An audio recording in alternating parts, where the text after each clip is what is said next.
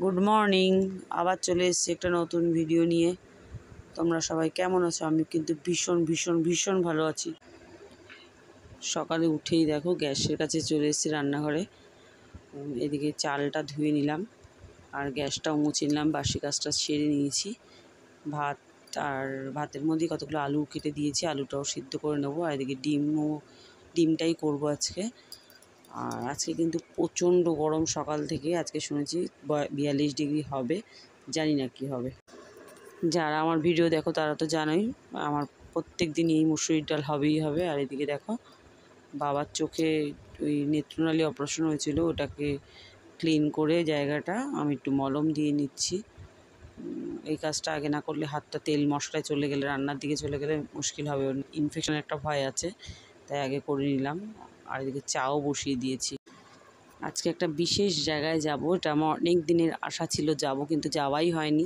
কলকাতার শহরে জন্ম হয়ে মানে এই কাজটা যে করতে এতটা টাইম লেগে যাবে সেটা সত্যিই বোকামোর ব্যাপার। তা আজকে শেষমেশ ব্যাপারটা ঘটতে চলেছে, জানি না যতক্ষণ অবধি না ঘটছে। দেখতে থাকো ভিডিওটা পুরো। এদিকে দেখো মেয়ের বাবাকে আর মেয়েকে চা দিয়েছি, এরা তো খাওয়ার নাম নেই, মোটামুটি ঠান্ডা হতে যাচ্ছে চা। আর আমি ঘরটা ঝাড় দিয়ে মুছে নিই, কেন একটু তাড়াতাড়ি করতে হবে, বেরোবো। আর গরমের যেন আর অস্থির অস্থির করছে, কিন্তু কিছু করার নেই। প্রোগ্রাম যখন হয়েছে, গরম থাক আর বৃষ্টি থাক, আমাদেরকেও আটকাতে পারবে না, আমরা তো বেরোবই। যে হারে গরম পড়ছে, হয়তো এই বছরটা এসি ছাড়া চলে গেলেও সামনের বছর আর হয়তো চলবে না, কেন এত গরম আর টেকা যাচ্ছে না। দুপুরের পর থেকে যেই 10:30 11টা বাজে মোটামুটি, তারপর থেকে যে গরমটা শুরু হচ্ছে, মানে হাড় জ্বালানো গরম যাকে বলে একেবারে। আমাদের বেরোনোর কথা 1:30টার সময়, জানি না এখন মোটামুটি 11টা 11:30 বাজে। আর এখনও ঘর মুছবো, ঠাকুরের বাসন মাজবো, মেয়েটা পুজো দেবে, নিজে চান করব, ভাত খাবো, শ্বশুরের জন্য ভাত বাড়বো, তারপরে মেয়েকে মেয়ের বাবাকে খেতে দেবো, তারপর গিয়ে বেরোবো। এখন জানি না কতক্ষণে মিটবে। এই যে মেয়ে আর মেয়ের বাবা দেখো বসে বসে ফোনে যেন কি দেখেই যাচ্ছে। তবে মেয়েটার চান হয়ে গেছে। আর বাইরে রোদটা দেখো কি ঠাটা পড়া রোদ। মেয়ের চান করে পুজো দিয়ে নিয়েছে, আর বাবারও চান হয়ে গেছে। আর আমিও এদিকে চান করে চলে এসেছি, এবার রেডি হব। চুড়িদার বার করেছিলাম কুর্তি পরবো বলে, তাই মেয়ে বললো না মা কুর্তি না শাড়ি পরো, তাই এই শাড়িটা আবার বার করলাম। শাড়িটা খুব একটা পরিনি, একবারই পরেছিলাম মাত্র, মেয়ের একটা নাচের প্রোগ্রাম। আর এদিকে দেখো বাবার জন্য ভাতটা বেড়ে নিয়েছি, টক ডাল, ডিমের ঝোল আর আলু সিদ্ধ, চাটনি, আর বিশেষ কিছু করিনি। আর এখানে একটা বাটিতে ভাত বেড়ে দিয়েছি, উনি ঠিক ঢেলে খেয়ে নেবে। তো দেখো রেডি হয়ে নিয়েছি, এবার আস্তে আস্তে বেরোই। চলো দেখতে থাকো ভিডিওটা।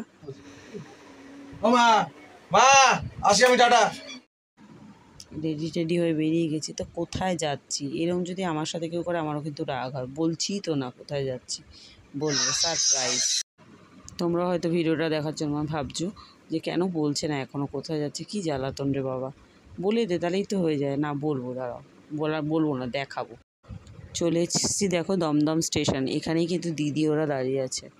দিদি ওদের সাথেই যাব, যেখানে যাচ্ছি সেটা দিদিদের সাথেই যাব।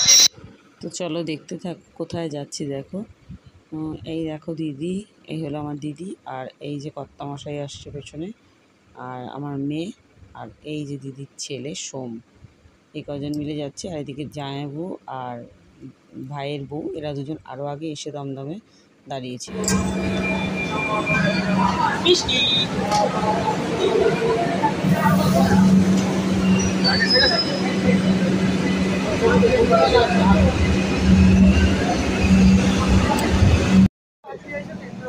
ট্রেনে পা জ্বলে যাচ্ছে গরমে, ট্রেনে পায়ের পাতাগুলো জ্বলে যাচ্ছে গরমে। আমার কি গরম কম নাকি? আমার এত গরম লাগছে না। দমদম থেকে মেট্রো ধরেছিলাম, মেট্রো থেকে নেমে পড়লাম রবীন্দ্র সদন। এবার যে কোথায় যাব সেটা কিন্তু আরও সাসপেন্স।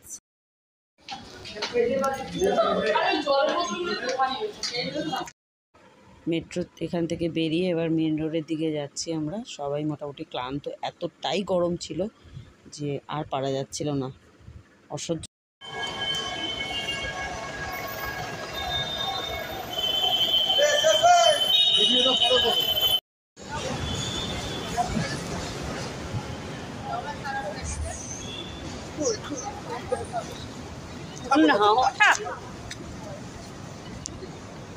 করতে পারো ভিডিও করতে? এই তো করছো তো না ওদেরটা তুমি উঠছে নিজে না। একা একাই তুলছো নিজে নিজে আমাকে দাও এটা দিয়ে ঢুকে যাও এইটাই তাই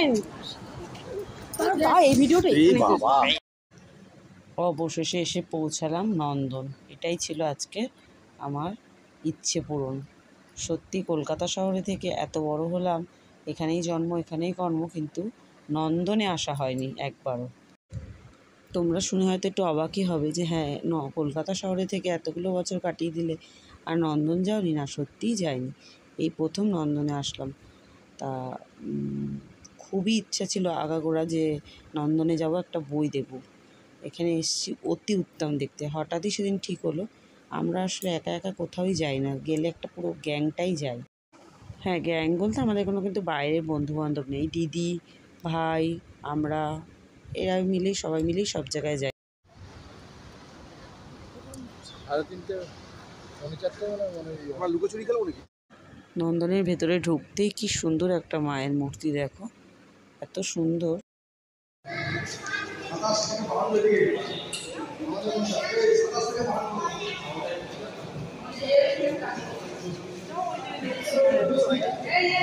ওদের আওয়াজ দিয়ে আগে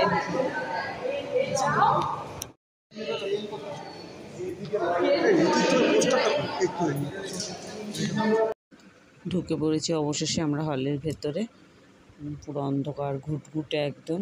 নন্দনে যারা যাও বা গেছো তারা তো জানে ভেতরে কোনো খাবার বাজও অ্যালাউ নেই, কিন্তু আমরা কিন্তু ঠিক লুকিয়ে নিয়েই ঢুকেইছিলাম। এত বড় টিম ঢুকছি আর খাবার জল ছাড়া যাব? সিনেমাটা শেষ করে বাইরে আসলাম, বাইরেটা একটু বেশ ঘুরে দেখছিলাম, গাছটা যাচ্ছে, হাওয়াটা ভালো লাগছিলো, কিন্তু প্রচণ্ড গরম ছিল, প্রচণ্ড, বিশ্বাস করো।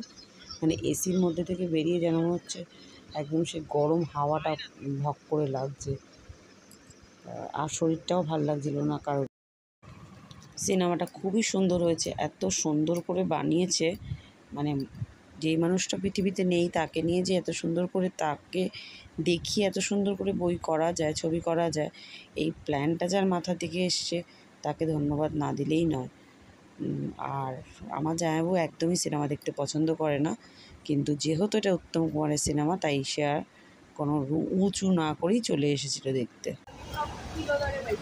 তাহলে খাবার জিনিস দাও ওকে। কি খায় ও?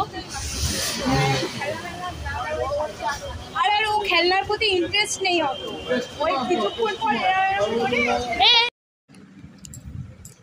সবাই এবার চাটা খেয়ে নিই, একটু চা ছাড়া চলছে না, একে তো গরম তার মধ্যে মাথাও ধরেছে, তো চাটা খেতেই হবে, তাই সবাই মিলে একটু চা খেয়ে নিলাম রাস্তার পাড়ে ফুটপাতের দোকান। আর এই ফুটপাতের দোকান থেকে চা খাওয়া মাটির ভাঁড়ে করে সে মজাটাই আলাদা।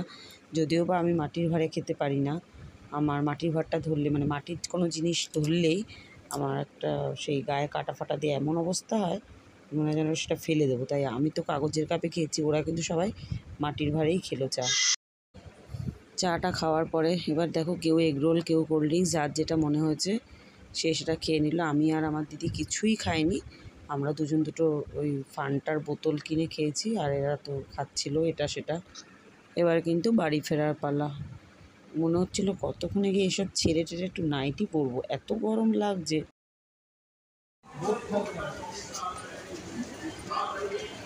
কি প্রচণ্ড গরম।